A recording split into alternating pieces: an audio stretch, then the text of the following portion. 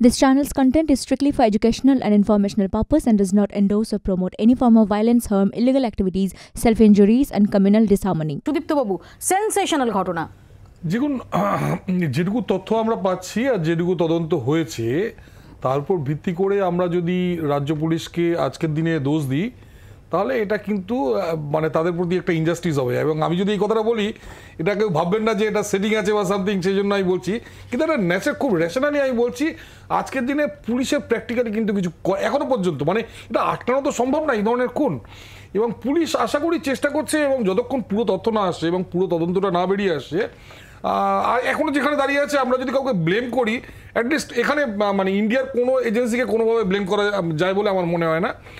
দ্বিতীয়ত হচ্ছে অনেক চিন্তাভাবনা করেছে এবং বাংলাদেশের ইন্টেলিজেন্স ডিপার্টমেন্টের কাছে হয়তো তথ্য আছে, কারণ তারা এই ভদ্রলোকের গতিবিধি জানে, যেটা আমাদের দেশের কোনো এজেন্সি বিশেষ করে ক্যালকাটা পুলিশ বা ওয়েস্ট বেঙ্গল পুলিশ তাদের পক্ষে জানা অলমোস্ট অসম্ভব।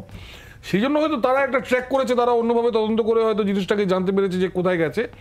কিন্তু এখনো পর্যন্ত যে স্টেজে আছে এটা তো মানে খুব হাই লেভেল মার্ডার যেটা মনে হচ্ছে। মানে অ্যাটলিস্ট কাউকে আমি ব্লেম করছি না, তাহলে মানে আমাদের পলিটিশিয়ানদের লোকজন সিরিয়াসলি নেবে না। একেবারে খুব মানে আমি এটা খুব অ্যাপ্রিশিয়েট করলাম যে এখনো পর্যন্ত যেটা যাচ্ছে লজিক্যালি আপনি সেটাকে অ্যানালিসিস করছেন, শুধুমাত্র ব্লেম গেমের মধ্যে না গিয়ে, এবং এখনো পর্যন্ত অন্তত যে তদন্ত হচ্ছে সিআইডি ইতিমধ্যেই বিষয়টা হাতে নিচ্ছে বলে আমরা জানতে পেরেছি। অভিষেক, আমি একটু অন্যরকম কথা বলতে চাই, সেটা হচ্ছে যে এক্ষুনি সত্যজিৎ বাবু যে কথাটা বললেন যে নিউ টাউন নামে হলো জায়গাটা নিউ টাউন নয়, এবং এই জায়গাগুলোর সবথেকে বড় সমস্যা হচ্ছে যে একাধিক এয়ারবিএনবি আছে, একাধিক হোমস্টে আছে, যেগুলোর কিন্তু কোনো কন্ট্রোল থাকে না, কোনো রেগুলেশন থাকে না। আমি কি করে বলছি, কারণ আমরা এমন একটা প্রফেশনে কাজ করি, আমরাও বিভিন্ন জায়গাতে যাই, আমাদের তথ্য প্রযুক্তির বন্ধুরা আছে এখানে থাকে। সমস্যাটা কোথায় হয়ে যায়? 10ই জুন 2021 সাপুরজিতে দুজন খালিস্তানি জঙ্গির শুট আউট হলো। সাপুরজি থেকে ঢিলছোড়া দূরত্ব হচ্ছে ভাঙড়ের অ্যাপ্রোচ রোড, হাতিশালা। এই জোনটাকে যদি তুমি দেখো গত 7 বছরে, কেন এটা বলতে পারছি, এই জায়গায় আমি রাজনীতি করি, আমি চাকরি করতে যাই, সেখানে যদি দেখো সেখানে 16 তলা বাড়ি তৈরি হয়েছে কিন্তু ইনফ্রাস্ট্রাকচার তৈরি, যে কটা এক্ষুনি সত্যি বলছেন ওখানে কিন্তু সিসিটিভি নেই। এবার ওনার ব্যক্তিগত পরিসর কি, ওনার সঙ্গে কি ষড়যন্ত্র, it is nothing, none of our business. কিন্তু আমার রাজ্যের আইটি হাবের অদূরে আমার যদি হসপিটালিটি ইন্ডাস্ট্রি গড়ে ওঠে তার রেগুলেশন করতে হবে, সেটা রাজ্যের দায়িত্ব। 1, 2, হসপিটালিটি ইন্ডাস্ট্রি যদি আমায় করতে হয় সিকিউরিটি দিতে হবে।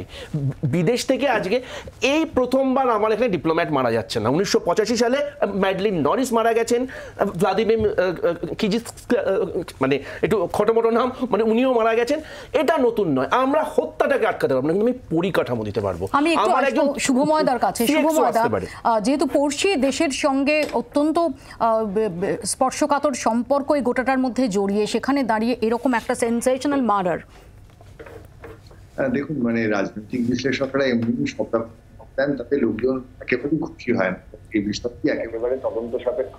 সুদীপ্ত বাবু যে কথাটা বলেছেন খুব যুক্তিযুক্ত। আমি শুধু একটা কথা মনে করিয়ে দিতে চাই, সেটা হচ্ছে বাংলাদেশের রাজনীতিও কিন্তু খুব অস্পষ্ট হয়ে আছে গত কয়েক বছর ধরে, এবং সেখানে নির্বাচনের যে গণতান্ত্রিক পরিস্থিতি সেই বিষয়গুলি কতটা বজায় থাকছে সেই জিনিসটা পরিষ্কার নয়।